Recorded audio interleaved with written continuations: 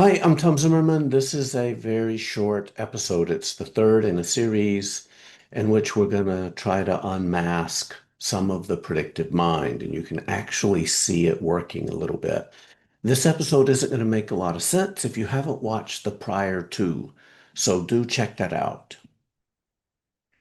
In this example, what we're going to hear is we're going to hear first a file that has been a very short audio file that has been degraded using an algorithm. So it's sine wave speech that has been artificially degraded. We're going to hear that. I want you to listen to the experience of that sound file hitting your eardrum.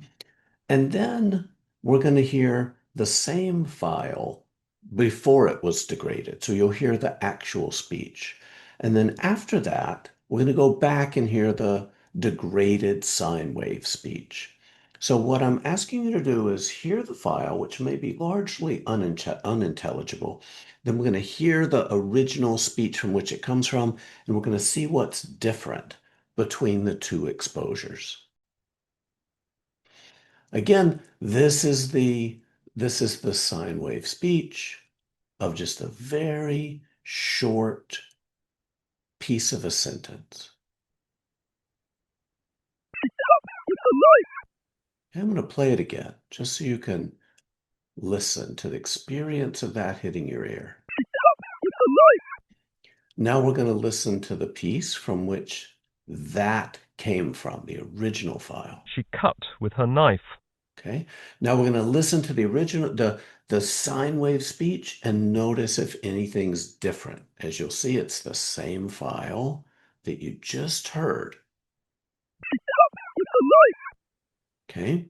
Good. Do you see what we're getting at here? Is that you had an experience that may have been a little bit difficult to decode. You had an experience that is now going to shape future predictions because your brain has a construct of this sound. And now your brain will be issuing predictions toward your sensory structure that's going to change the experience of what you're hearing. Let's listen to another one.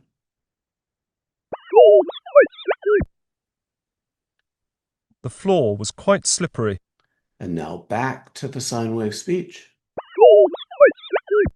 Okay, one more. The man's painting a sign.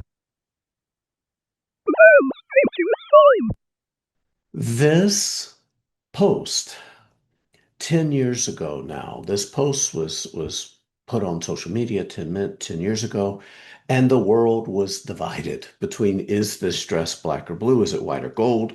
People were absolutely certain it was one or the other. And the difference is not accounted for by anything related to the structure of our eyes. What accounts for the difference is largely the unconscious predictions that your brain makes about how this dress was lighted. Where the lighting is, the type of lighting, highly shapes what you are expecting to see and what you do see. This is a picture of an eye. And right here is the optic disc. And where the optic disc is, there are no sensory elements that are receiving and translating light. So we have a blind spot. In both of our eyes, we have a blind spot. And if both of your eyes are open, one of the eyes helps fill in the blind spot of the other eye. So what happens though when we cover one of our eyes? When we cover one of our eyes, we don't see the blind spot. We have a blind spot. It's about 7 degrees by about 7 degrees, which is not trivial. That's not a little bitty tiny spot. We don't see it because our mind is filling it in for us. So let's give an example of what that looks like. So this slide, I don't know what size screen you're on, but this slide, if you can get the white part to be about 8 inches wide, and then put it maybe about, I don't know, maybe about a foot get about a foot distance from it, and then start moving closer with one eye closed, and you just stare at the black X.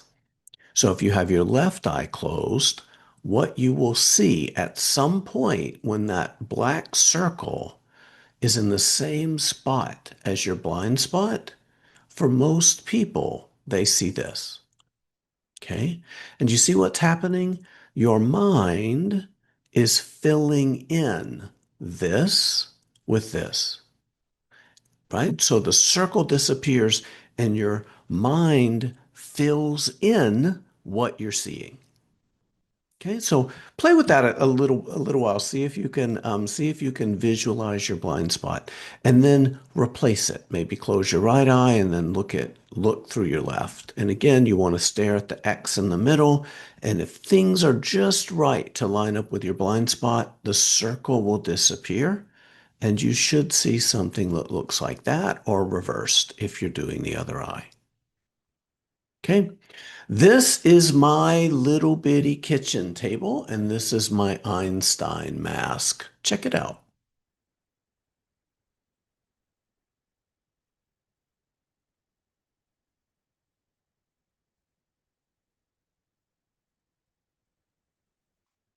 So what's happening here? Most people will have a very hard time seeing this mask, especially in this type of lighting, seeing this mask as concave. Okay? Even though it is concave, again, our brains are heavily, heavily constructing what we perceive. So, this is a very short episode just to show you using auditory, using visual. Um, we can do this using other senses too. But these are some of the easiest. These are classic demonstrations in predictive processing. And if your brain can really consistently organically, seamlessly replace a blind spot in a way that hides the blind spot from you, that is a really elegant metaphor for what the predictive mind is able to do in many, many, many other contexts. And of course, it covers its tracks. That's part of the magic in it.